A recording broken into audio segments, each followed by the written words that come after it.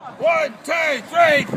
We don't want your bloody war! Bring the troops out now! Bring the troops out now! Bring the Troops out now! Bring the troops out now! Bring the troops out now! Bring the troops out now! Our role in this war is to prop up one of these sides in the civil war, which is a medieval regime run by Hamid Karzai in Kabul, and we say that our soldiers shouldn't be dying in Afghanistan civil war or to protect American power in Central Asia. And so we're saying to the government that they've got blood on their hands and to bring our troops home now. We're here to support the families of those who have been killed, who are calling for the government to bring our troops home now. You might remember early on in the war, when the SAS were in Afghanistan, one of their missions, one of their jobs was to arrest suspected insurgents, to arrest people who were opposing the foreign invasion of their country and turning those people over to the Americans and to the Afghan authorities. And we know that the people that the SAS turned over to the Americans, many of them were simply murdered. They were tortured and murdered. Now when that was, we had quotes from New Zealand soldiers, we sort of knew what would happen to these people that we arrested, because Americans being Americans, yes, they did know. They knew that these people would be tortured and murdered. And that's what Americans have been doing in Afghanistan to any suspected insurgents they come across. But now we hand them over to the Afghan National Army. And supposedly, the Afghan National Army says they will support the Geneva Convention. But that's absolute bollocks. The Afghan National Army, you might remember, put a whole lot of people resisting the occupation into shipping containers, hundreds of them in shipping containers, and murdered them. Closed it up, and those people died of suffocation. They died of heat stroke. So this is the sort of people that we're involved with in Afghanistan. We're involved with warlords, we're involved with drug runners, we're involved with corrupt politicians. Hamid Karzai, the person we're propping up, Hamid Karzai got the last election through fraud. These people are puppets of an American empire, and we have no place supporting them in Afghanistan. Our troops should come home. They should come home now. Troops home! No! Troops home! No! Troops home! No! Troops home! No! Troops home! No! Troops home! No! Troops home! No! Troops home! Around the presence of the New Zealand military forces, in particular those in the Bamyan province, who are part of what they call a provincial reconstruction team, are saying that we're not really there to fight a war. We're really there helping people, building things, and so on. Well, I think we have to say this is a fraud and a lie. You do not use military forces, and it's not an effective use of military forces to build universities or roads or whatever it is that they are and have been involved in building. Those troops and those provincial teams, reconstruction teams, those troops are an integral part of the military occupation of that country. They are a part of it. And insofar as they are doing those sort of jobs, they are simply releasing others to do the fighting.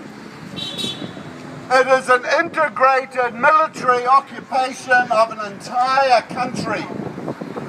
The troops should not be there. Doesn't matter whether there is SAS or PRT or whatever. If you want to help the people of Afghanistan, the beginning is to let them determine their own future. The beginning is to allow them to form their own government free of foreign interference. To form a government not of the elites, of the gangsters, of the warlords, of the drug runners, because those are the only people the United States can find to rule on their behalf in that country, there is no hope that the Afghan people will rid themselves of that corruption, rid themselves of those warlords, rid themselves of the drug runners who run their countries. They will never be able to do it so long as they are under military occupation, and that military occupation includes all of those New Zealand troops in Afghanistan, and they should be brought home now. The United States is a nation of war. It practices terrorism globally by invading other countries for economic interests. And New Zealand has every interest economically to gain from free trade agreements, and that is why we're there. Had we wanted to help really the Afghanis, we could have done so at the times that the Russians were there and their massacres in Afghanistan, and we could have sent our reconstruction teams back then, but we chose to do so with the United States for economic interests. We are not helping at all. We're adding to the fire, and we should be out. There's no need for our soldiers to die, no need for the Afghans to die, and to achieve peace and justice, we must be out of there ASAP as soon as possible. Thank you. I just think we're mired in a dreadful war that we should never have got involved in the first place, and the sooner we get out, the better, because it's not doing anything for the Afghani people, and it's not doing anything for New Zealand to be losing troops in this wrong war. Basically, that's the way I feel about it. I think it's a wrong war that we should never have gone to. We went under a pretext that turned out to be totally hocus. We've stayed for what reason? To support a government that we know is corrupt. We've read endless things about actions that our troops have taken, passing over prisoners for probable torture and things that go against the Geneva Conventions. It's a wrong war. We shouldn't be involved in it. Thank you.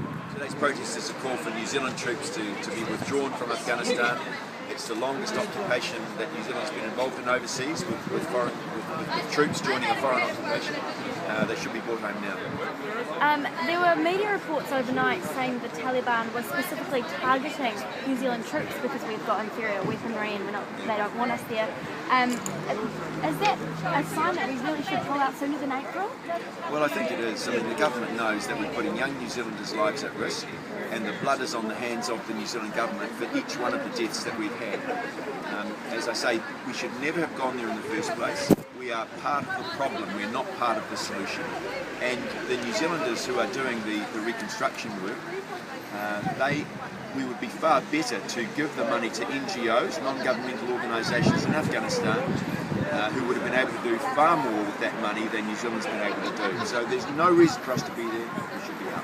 What do you hope to gain by today's protest? Just raising awareness? Yeah, raising awareness and saying that that New Zealand has to stand up for honesty and truth. And honesty and truth means that we should never have joined this invasion in the first place, that we have not been able to achieve anything constructive for the Afghan people, and all this foreign invasion and occupation has resulted in is tens of thousands of innocent Afghani civilians being killed.